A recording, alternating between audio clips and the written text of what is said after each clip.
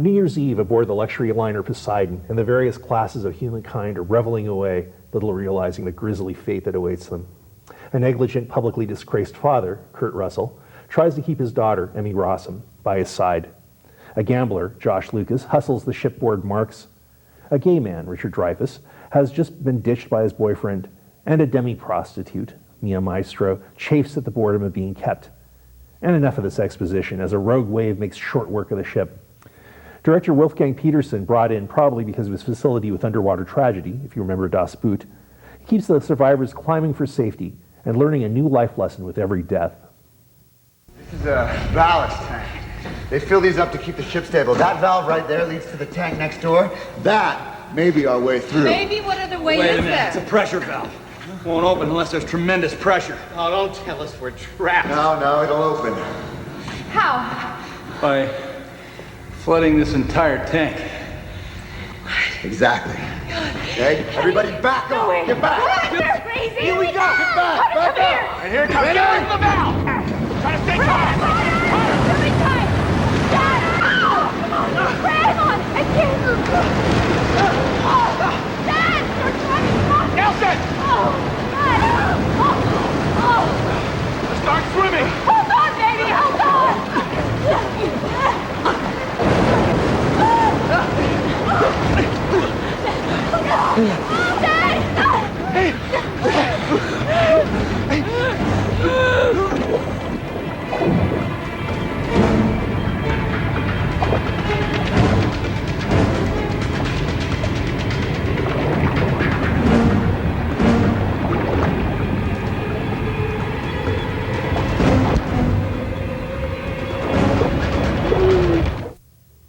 The essential question when you're looking at a movie like this is why, and I think the answer. I agree, yes. Yeah, the answer is well, the special effects are so much better. Well, are they? In a pig's eye. I mean, if you see the ending sequence of the ship on the water and the opening sequence also, this is apparently one of the most difficult illusions to get, an ocean liner on a water at sunset. And it looks, I mean, it really takes special effects back 100 years to like where Georges Méliès found them. As for the script, I mean, this film persists in killing off the most interesting characters first.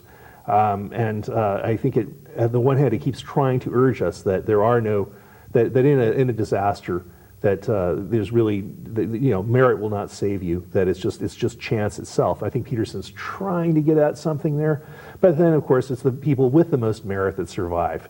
Well, it's also it's the lovers. Yeah. Well, don't blow who. You don't want to go there. That's true. But forget that. I do want to ask though, rhetorically, was Kurt Russell supposed to be Bill Clinton or something?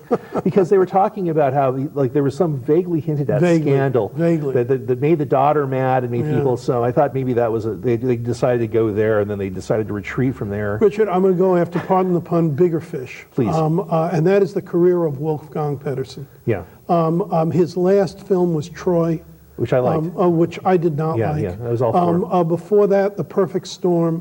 Which is also, he has never, ever hit his stride since his very first film that really brought him over to America, which is a film called Das Boot. No, I think I don't. And which, by the way, starred Jürgen Prochnow, who has a bit part, terrific actor, who has a bit part in the Da Vinci Code as the banker. Right. Yeah, he was very fun in that. But no, I think Petersen is often a crafty action director. That's what he is. This just defeated him. There was nothing he could do with it. There's no subtext. There's no shallows to which this film will not What I sink, wanted to say is what's happened to him is he's lost characterization. In all of these films, the characters are wooden Hollywood cliches. They're one-dimensional. This is what was wrong with The Perfect Storm. This one was especially as you're saying, and he does try to goose it. I mean, it is shorter and more brisk than the original, but it loses out. You care so little about what's going on. You care so little about the people and what's going on. And it looked to me that, as you already alluded to, the special effects were really second-rate. Like cream cheese, yeah. And it was a schlock film the first time it went. Yeah.